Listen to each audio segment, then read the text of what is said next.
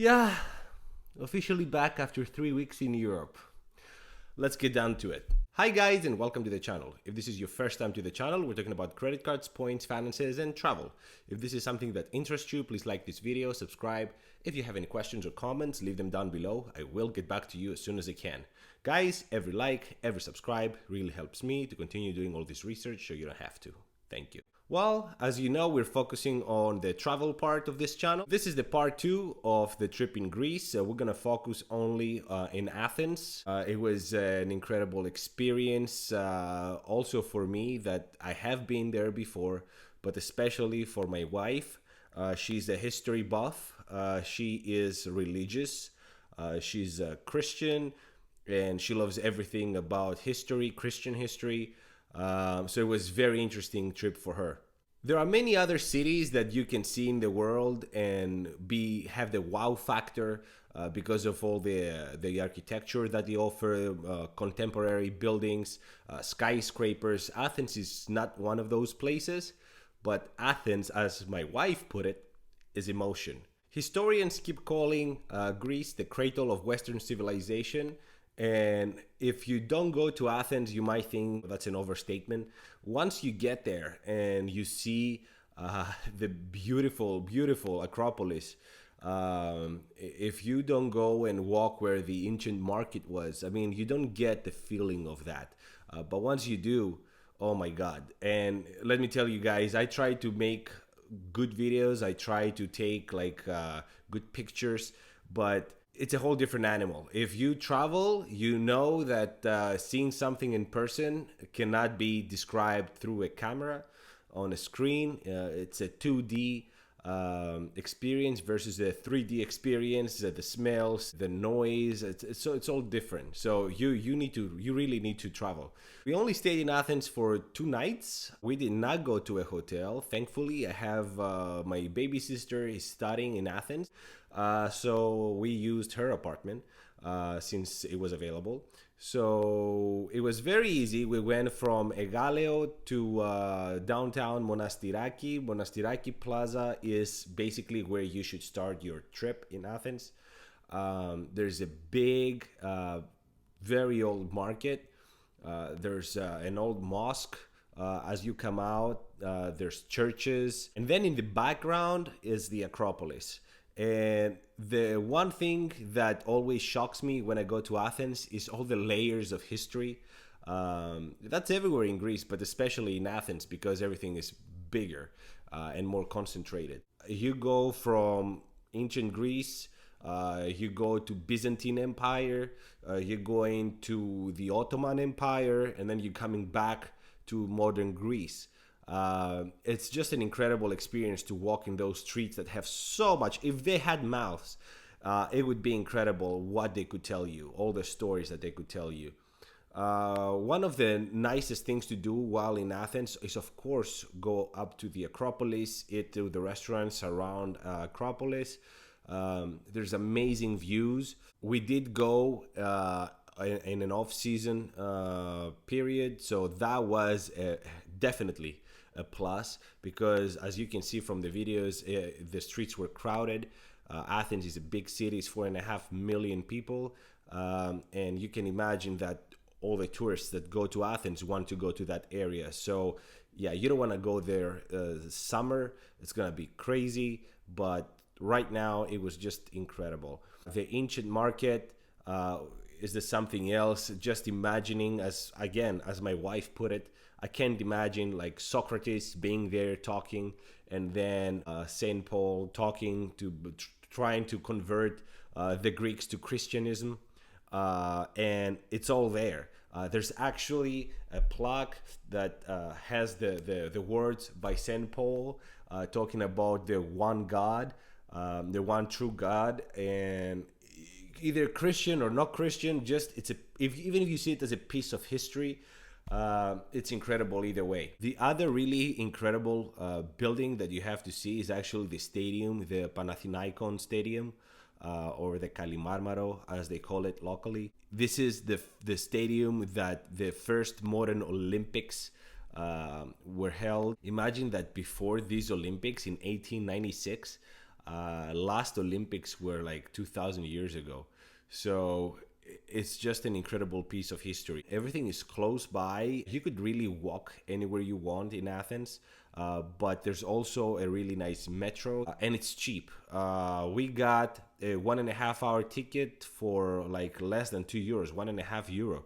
So like $2. The one mistake that we did do was not to take the right ticket once we had to go back to the airport. The ticket to the airport is €8, so it's almost like $9. We got the regular ticket, the 1.5 hour ticket, thinking that, okay, I mean, it's metro, right? We're gonna just ride it. How long does it take to go to the airport?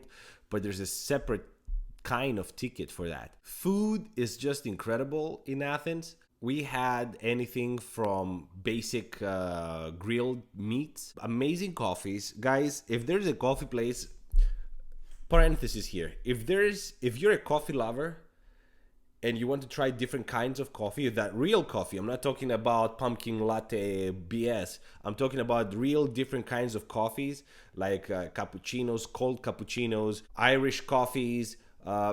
Greece is a place to go. We didn't have once a mediocre coffee. We stopped at bakeries in the middle of nowhere asking for a cappuccino, and it was just up there. So yeah, coffee. Athens used to be my least favorite part of Greece, but I guess it has grown on me. There's just so many things to do. Just walking in the markets and seeing all the different kinds of things that you can buy. The combination of ancient buildings from different periods and then contemporary stores next to them. We went to Syntagma. Syntagma used to be the palace of the king of Greece. We did have a king up to 1974, and it used to be his palace. Then the parliament moved in there after 1974, and the front yard became the Syntagma Square, where we have the memorial of the unknown soldier, where the presidential guard is doing the ceremonial.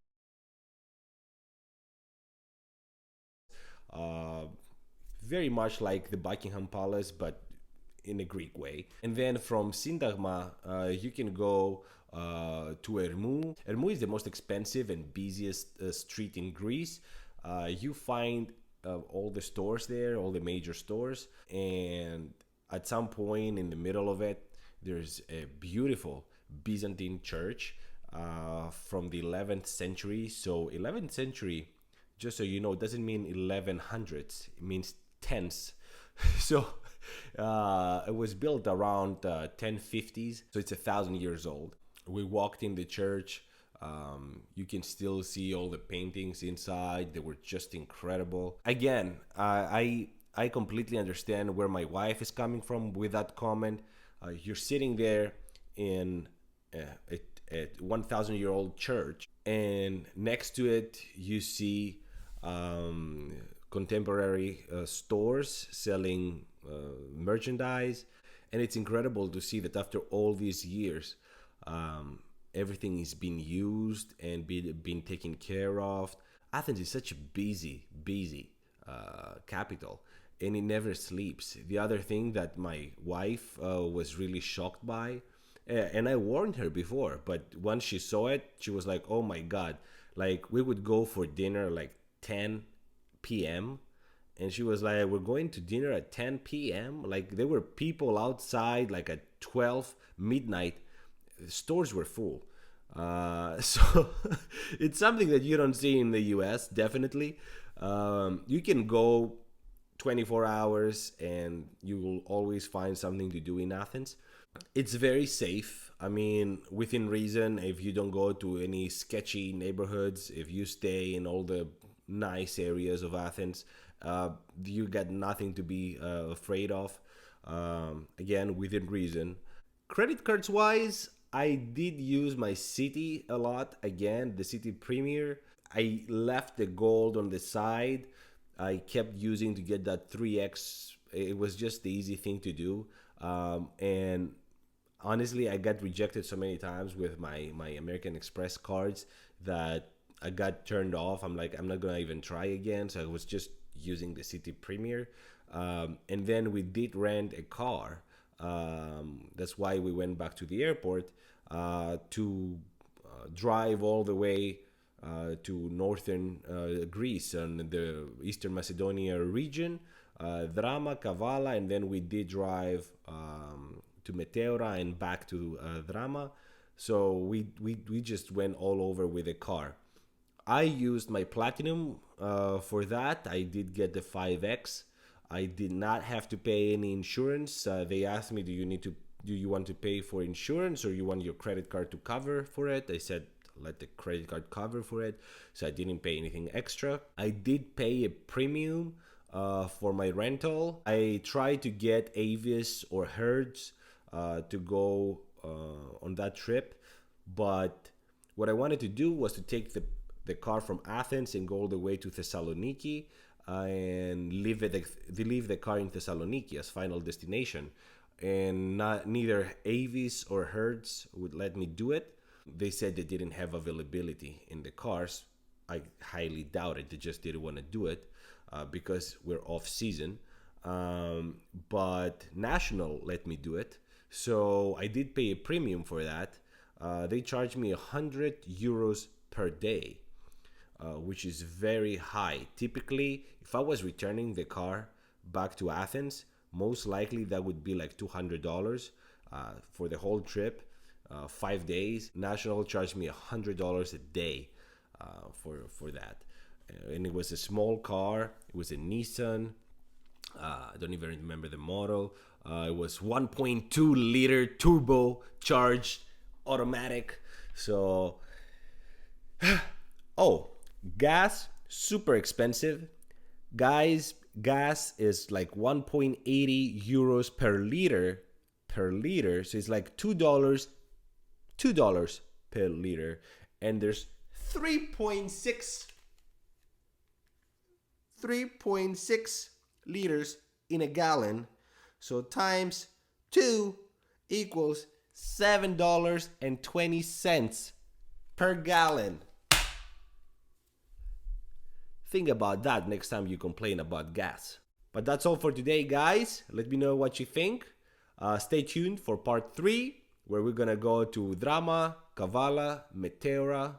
Thank you so much for watching. Until the next one. Ciao.